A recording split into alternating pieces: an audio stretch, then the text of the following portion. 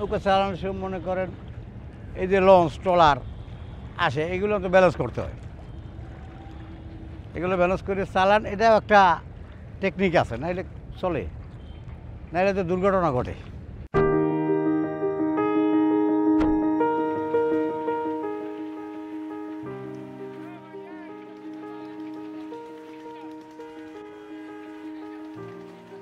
নৌকা একটা নৌকা বানাইতে হয়তো 30-40 হাজার টাকা খরচা হয়। কাঠাল কাঠ আর হলো আপনার মেহগনিও দেওয়া যায়, তারপর সেকন দেওয়া যায়, কাঠালাই বেশি। কাঠালে হয় কি, কাঁঠাল কাটা দিলে নৌকাটা আল্লাহ না করুক একটা দুর্ঘটনা হলে নৌকাটা তলা নিতে যায় না, ভাইসা থাকে। প্রত্যেকটা নৌকায় একটা বয়া আছে, তো বয়াটা থাকলে হয় কি 4-5 জন মানুষ আপনার বয়াটা ধরিয়ে থাকতে পারে, মানে তলা নিতে যায় না, বিপজ্জনক হয় না, ওটা ধরিয়া থাকতে পারে ভাসমান। 4-5 জন মানুষ ধরলেও ওইটা তলাইব না বয়াটা। আমি তো প্রথমে আইসি ঢাকা, মানে ঋণ দেনা হয়ে গেছি বুঝছেন, দেশে টাকা পয়সা বাজিয়ে পড়ছি। ঋণ দেনা হওয়ার পর আমাকে দেশে এক লোক নৌকা চালায়, হ্যাঁ করলেও এটা করতে পারো।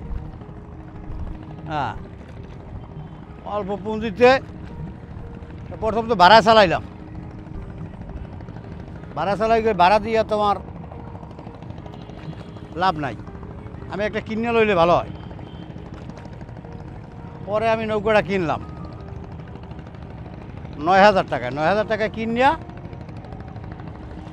আবার 1 বছর চালাইলাম। 1 বছর চালানোর পর আবার 1025 টাকা খরচ করছি, আজকে 3 বছরের মতো।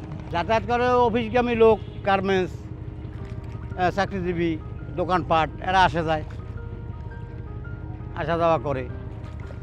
ওই 9টার দিক দিয়ে শুরু হয় যাত্রীর, পরে আবার দুপুরের দিক দিয়ে আস্তে আস্তে কমে, কিন্তু দোনো পারে যাত্রী হয়। আবার ওপার দিয়ে এই পারা, এই পার দিয়ে এই পার আসে বিভিন্ন শ্রেণীর মানুষ।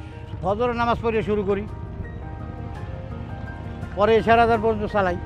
ইনকাম মনে করেন 1,000 টাকা হয়, তবে 1,000 টাকা হলে তো 500 টাকা খরচা হয়ে যায়। ভাত খাই, এবিল সেবিল, চা সিগারেট, টাকা লাগে না?